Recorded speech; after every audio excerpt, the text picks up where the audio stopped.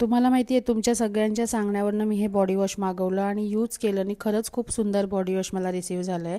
तर मागे मी यांच्याच ब्रँडचा एक सोपवरून व्हिडिओ अपलोड केला होता माझ्या आय डीवरती.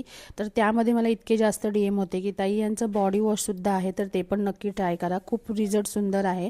हे बॉडी वॉश आहे ना, 1-2 थेंब तुम्ही घेतलात ना खूप जास्त फेस येतो.